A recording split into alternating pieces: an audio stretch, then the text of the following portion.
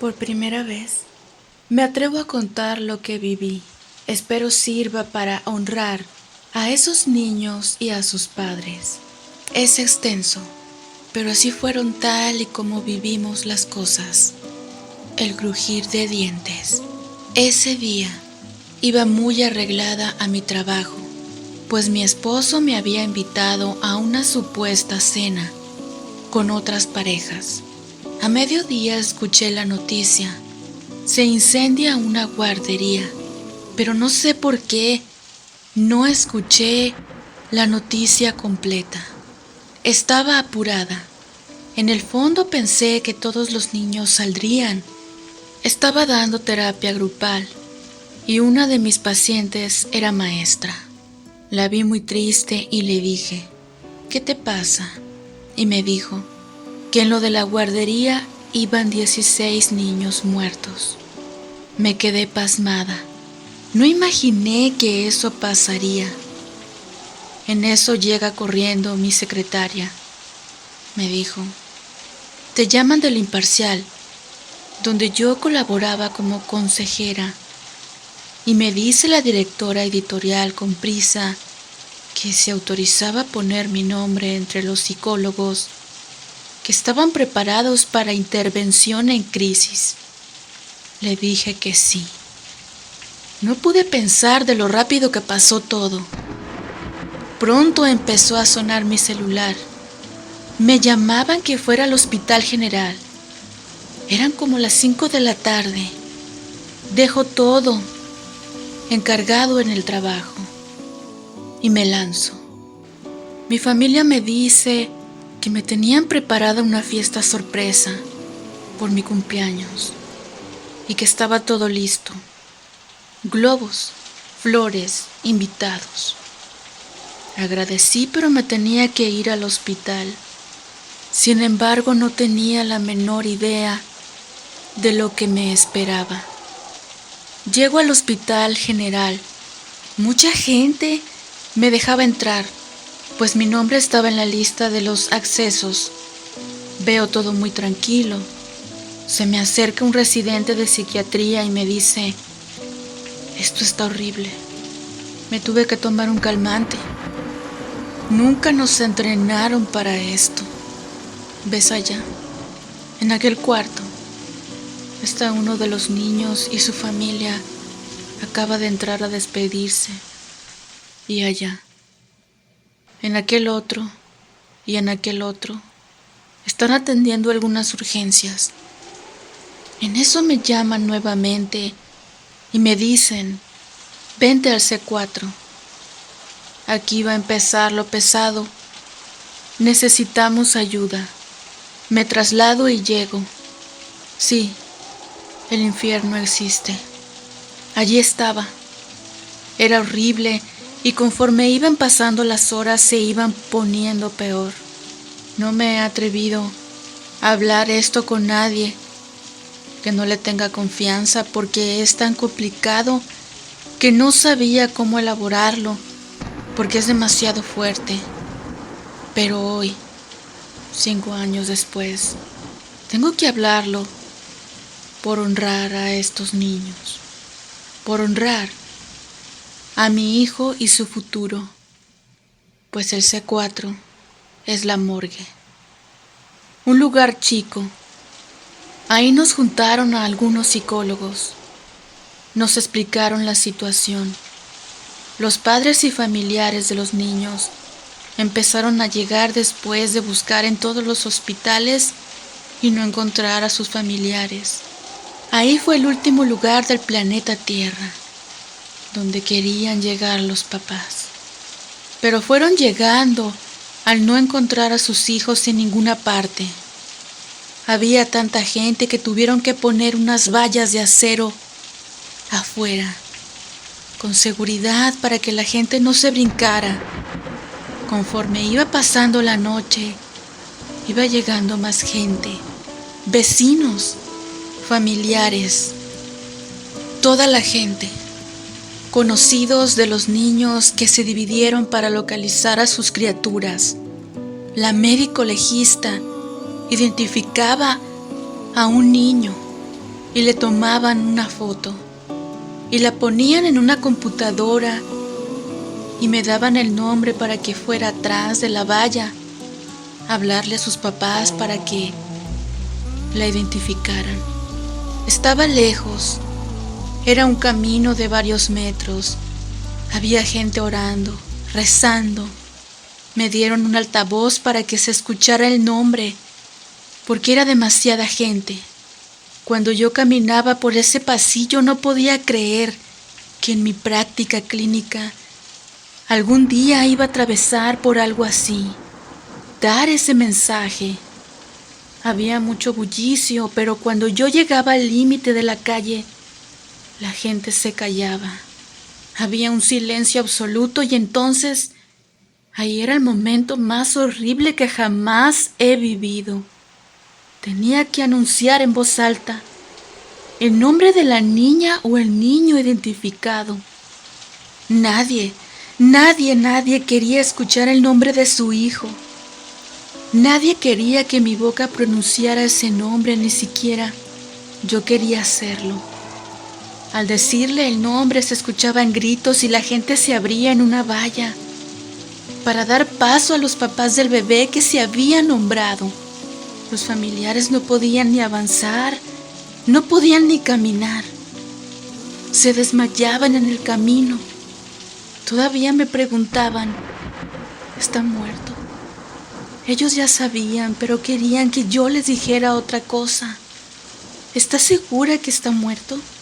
¿Están seguros que es mi hijo? Las mamás todavía con los uniformes de trabajo, desgarradas, se arrastraban literalmente, se arrastraban por el piso, porque no podían caminar, pero querían llegar a la ambulancia. Estaba ahí. Les daban oxígeno. Había quienes tardaban hasta 30 minutos en caminar, unos cuantos metros.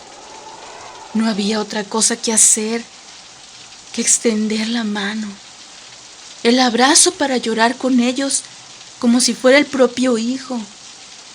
No hay terapia, no hay palabra, no hay absolutamente nada que puedas decir en ese momento.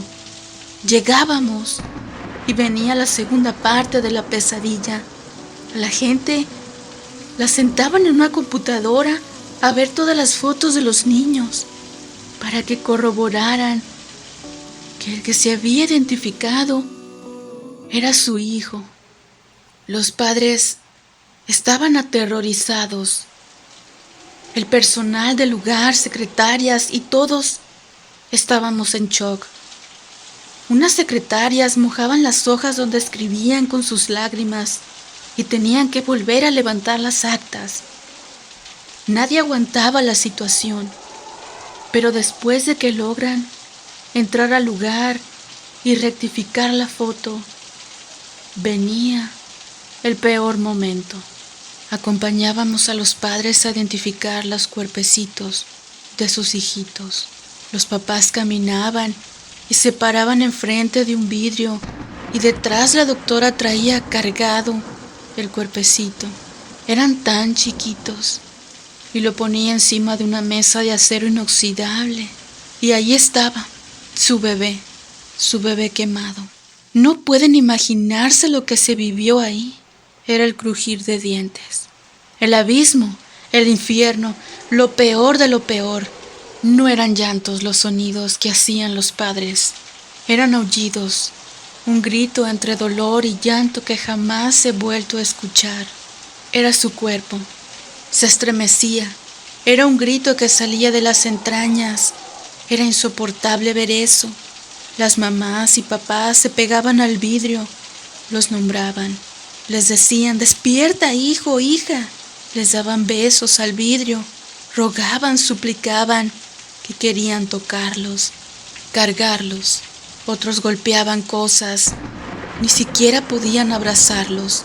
Los niños todavía con sus calcetines o sus trencitas, su ropa.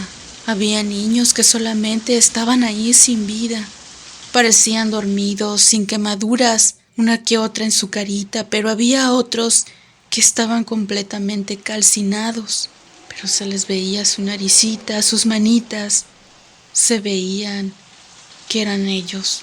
Los papás se abrazaban entre ellos, querían abrazar a su hijo, no se les permitía. Los padres que estaban en la sala de espera oían los gritos, los llantos, la desesperación de la gente que entraba y se estremecía. No se imaginaban lo que pasaba ahí adentro y seguían ellos. Reacciones que yo nunca jamás había visto en un ser humano de tan cerquita. Y en la sala de espera el terror y espasmo estaba apoderado del lugar. Los papás se daban solo unos momentos para identificación del cuerpo. Yo creía que no llegaba ni a los 3 minutos. Había mucha gente. Los papás estaban desesperados por identificar. Recuerdo que había 2 sacerdotes en una esquina de la sala. Nadie quería que intervinieran. La mayoría de los papás les gritaban, les daban la espalda. Estaban enojados con Dios.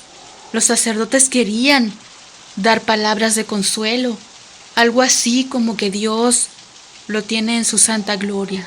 Los papás, la mayoría, no querían ni que se les acercaran en ese momento.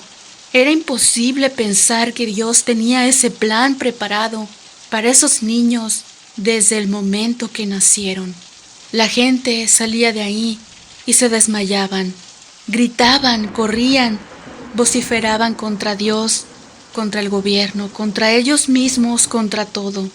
Había papás que golpeaban carros, se golpeaban a sí mismos. Se me permitió hablar con algunos, con los que querían. En un cuartito me decían cómo se sentían en ese momento.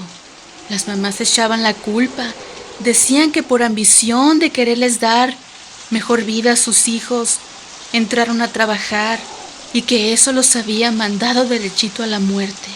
Los papás se cuestionaban el por qué nunca habían revisado bien las instalaciones del lugar.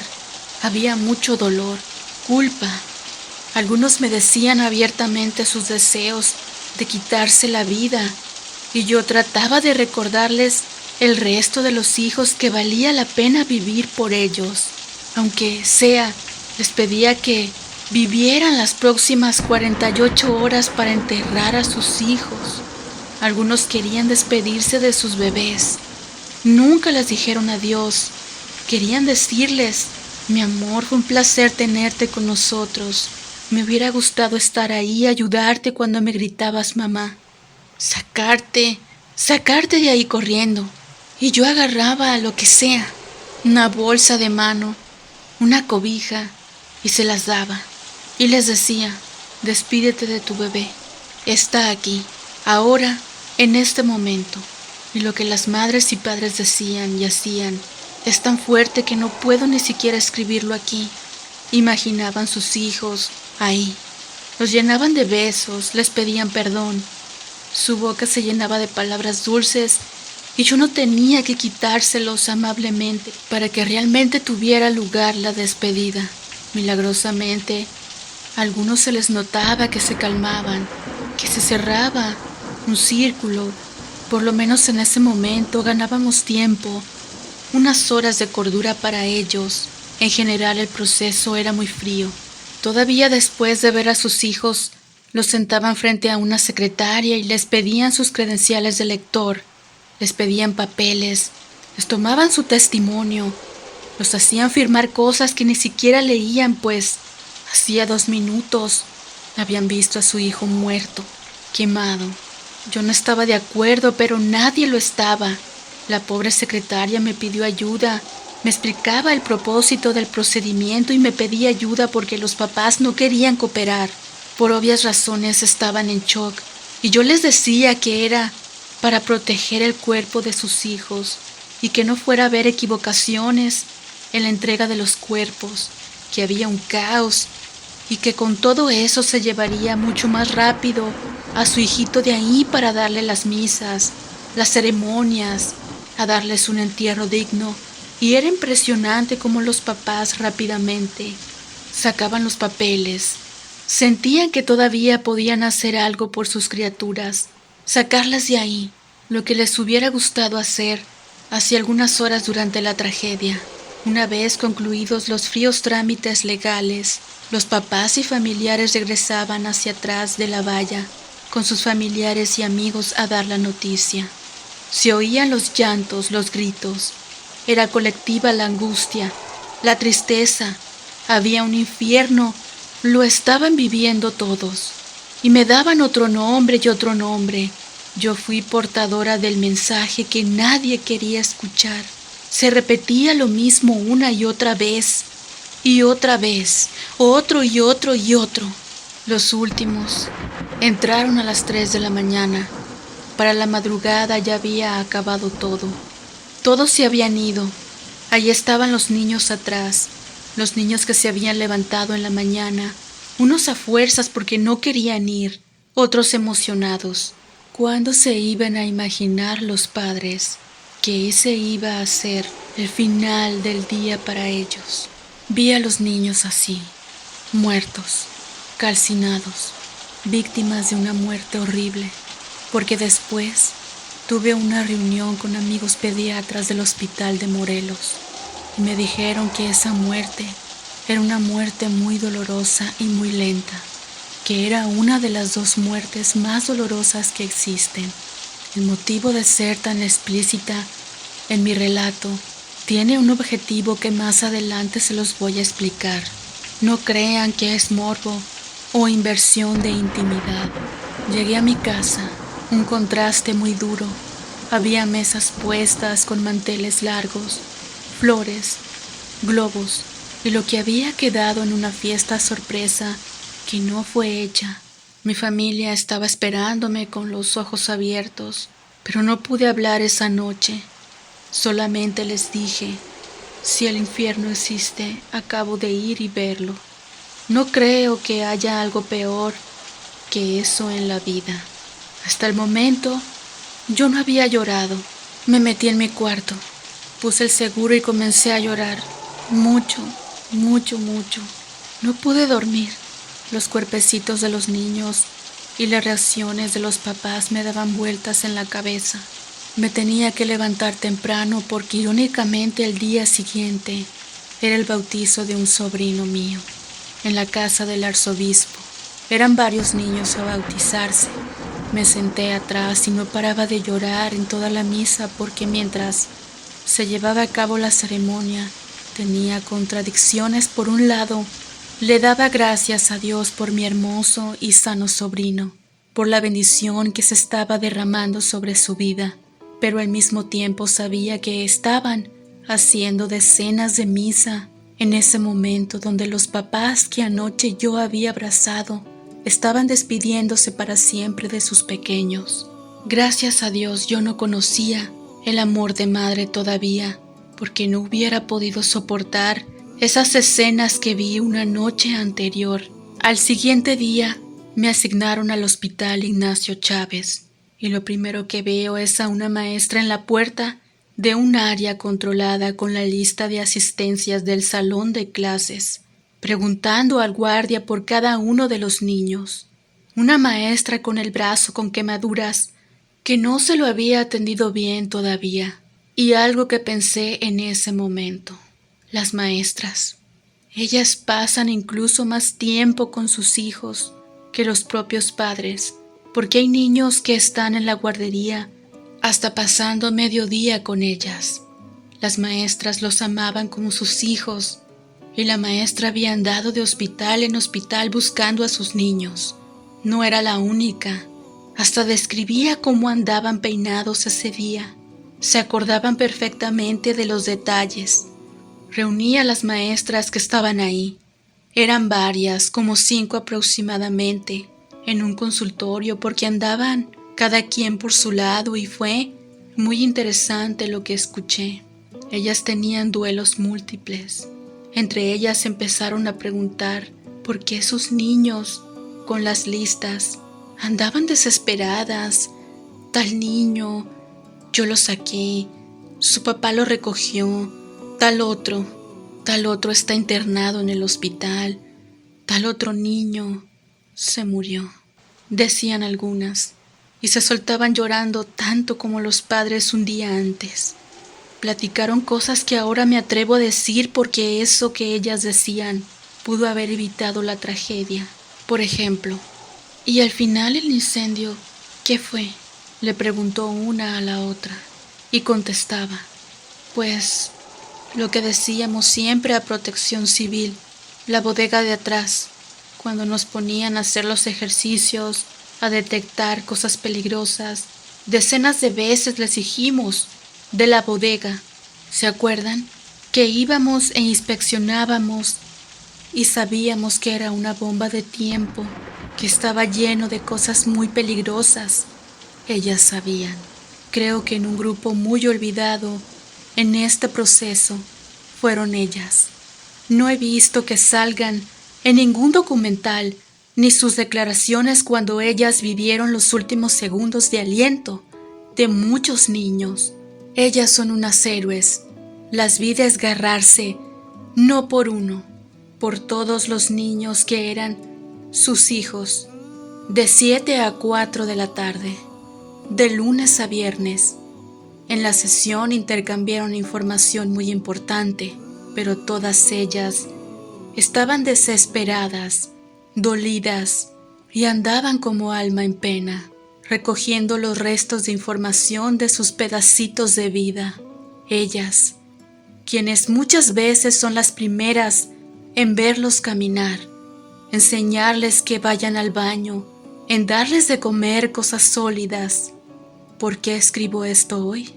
Porque es un dolor que ha llevado conmigo muchos años y he visto con tristeza cómo muchas personas se han ido olvidando de qué tan grande fue la tragedia y la pérdida. El movimiento ABC no debe de perder fuerza. En México no se hizo nada para aclarar los hechos. En Japón, un tsunami y renuncia el presidente de la República. En Corea, en el tema del barco, renuncia el vicepresidente de Corea y van a la cárcel el dueño del barco y toda la cadenita de corrupción.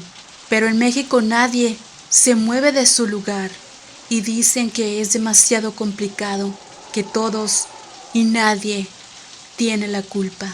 Era para que hubiera renunciado el presidente de la República y de ahí para abajo todos los que por una u otra razón no hicieron bien su trabajo de proteger a los niños. Escribo porque con tristeza he escuchado y visto comentarios muy pero muy fríos y desafortunados.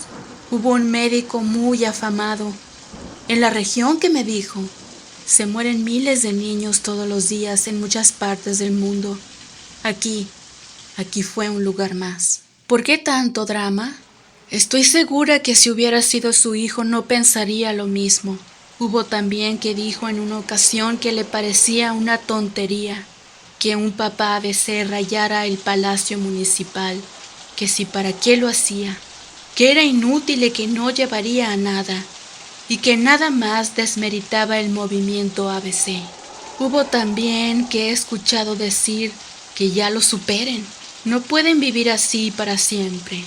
Por eso fui tan descriptiva en los detalles, para que se den una idea a todas las personas escépticas y que se atreven a decir esos comentarios, que se den cuenta el dolor tan grande que significa la pérdida de un hijo, sobre todo perderlo por corrupción, por injusticia, y en una de las dos peores muertes que puede tener un niño, que desmeritan el movimiento de los padres ABC, que no tienen la menor idea del dolor que se vivió allá adentro y el dolor que continuó con la pérdida, las injusticias y los niños que quedaron vivos, pero lesionados. Rayar una banqueta es lo menos que pueden hacer los papás para tratar de darle salida al coraje de la injusticia y poder desquitarse de quien no los defendió, cuando millones les pagamos de nuestros impuestos para que nos cuiden. Créanme que esa manera menos delictiva de procesar esas imágenes de sus niños calcinados, cada vez que se les viene a la mente, y el que se mueran miles de niños en todo el mundo, todos los días, no es algo a lo cual deberíamos de acostumbrar. Al contrario, el atraso que tenemos como seres humanos que somos consumistas, y la riqueza de muchos está construida con la tumba de esos niños que se mueren en todo el mundo debido a la corrupción y a la desigualdad económica. Y para los que dicen, ya que lo superen, permítanme reírme de ustedes. Si pudiera, lo hiciera en su cara. Estoy segura que tú, que dices eso, estás frustrado por cosas menores. Una cosa es afrontar la pérdida de un hijo por situaciones de enfermedad y otra muy diferente saber que a ese bebé tuyo no le tocaba morir, más bien lo mataron, que murió porque faltaba atención médica, salidas de emergencia y medicinas y equipo necesario. Eso es muy difícil de superar y cada padre tiene derecho de tardarse lo que se le dé la fregada gana en superar un dolor de ese tamaño. Y a los padres, quiero decirles que no están solos y no son los únicos que se acuerdan de esos minutos. Yo también me acuerdo de esas escenas. Yo estuve ahí con ustedes. La vida me puso como testigo de su dolor y no fue en vano porque muchas cosas de mi vida han cambiado para bien después de que viví esa experiencia junto a ustedes. No están solos. Tal vez en este país las autoridades sí los dejaron solos, pero los países que han avanzado hacia el primer mundo jamás hubieran permitido que esto sucediera. Y de haber sido así, créanme que no les alcanzaría la vida para llenarlos de facilidades para poder vivir con ese dolor y esa pérdida. No pierdan la perspectiva de lo correcto y lo incorrecto. Ustedes están en lo correcto, en lo que exigen, y se me hace poco comparado con el dolor que los vi vivir, y ni se diga el que continúan viviendo. Y también quiero decirles que los admiro por seguir viviendo, por la compasión y la fortaleza de retomar sus actividades. Y les recuerdo que no olviden que hay una promesa desde el cielo, que algún día nos volveremos a encontrar con nuestros seres queridos. Y ese momento sí va a suceder. Podemos vivir en esa esperanza. El espíritu nunca cesará de ser. Nunca hubo un tiempo que no existió. El fin y el principio son sueños, sin nacimiento, sin muerte y sin cambios. El espíritu permanece eterno. La muerte no lo afecta, aunque parezca su morada. A la sociedad en general quiero decirles que no abandonen a los padres. No porque pasan años, el movimiento ABC debe de perder fuerza. Al contrario, todos perdimos cuando esos niños se fueron al cielo, porque cada ser humano se nos entrega un don, un regalo, un propósito, algo que solamente esa persona puede hacer, y nosotros le damos vida. Esos dones que se nos entregan. Tal vez entre esos niños estaba el próximo científico que iba a descubrir la cura para el cáncer, o un poeta extraordinario, o alguien que marcara la diferencia en este mundo para bien, y no a través de su muerte. Y esos dones se fueron con ellos, se murieron con ellos, porque nunca se repiten, y es por eso que todos nosotros, el mundo, el planeta y el universo entero, perdimos. A los padres que tienen a sus niños en guardería, les digo que hay muy poquitas, menos de 10% de las guarderías en el estado que cumplen los requerimientos necesarios para que tu hijo se salve de una tragedia como esta. ¿Ya averiguaste si en donde está tu hijo es una de ellas? ¿Ya sabes cuáles son los requisitos para una guardería segura? ¿Me vas a decir que les preguntaste a los mismos de la guardería? Claro que ellos te van a decir que todo está en orden. No seas cómodo y en verdad, ten lealtad con tu hijo, que no te dé vergüenza preguntar, que no te dé vergüenza exigir. Estamos en un país tan pero tan corrupto que no creas que el hecho de que ya pasó una vez no volverá a pasar. Hazlo por tu hijo. Es lo más importante que puedes hacer por él, además de amarlo y cubrir sus necesidades. A todos en general, gracias por leer estas palabras. Esto es algo muy mío, una experiencia que en realidad me cambió la vida, pero como dice Kubler-Ross, la muerte se ha vuelto una vieja conocida mía, a la cual le he visto el rostro en más de una vez. Pero mi espíritu sabe que estamos aquí de paso y que nacer significa morir, pero solamente a este cuerpo, porque nos espera otra vida, una perfecta, gobernada por Jesús. Le doy gracias a mi madre, quien ha sido guerrera y mi ejemplo de fe, y lucha por la vida. Le doy gracias a mi esposo, que estuvo a mi lado en cada momento sin juzgar, acompañándome y solidarizándose en las diferentes manifestaciones de mi dolor. ¿Es realmente lo que parece? ¿Qué hay en realidad debajo de ese túnel? Es como mirar por un embudo. Debo atreverme a abrir la puerta y encontrarme con que esa habitación no tiene puerta. ¿Hay una luz resplandeciente que debo ver? ¿Me busca alguien? He decidido abrir la puerta. Qué agradables parecen todos. Son ángeles del cielo, y al mirarme me veo toda bonita y agradable. Hermosos niños, correteando por todas partes. No, no os asustéis, amigos míos. Todo el mundo es amable aquí. Abro la puerta y dejo pasar a la gente. Muchos entran, pero ninguno sale, porque todos quieren estar aquí. Psicóloga Olga Lisette González Domínguez, en memoria de los niños de la guardería ABC.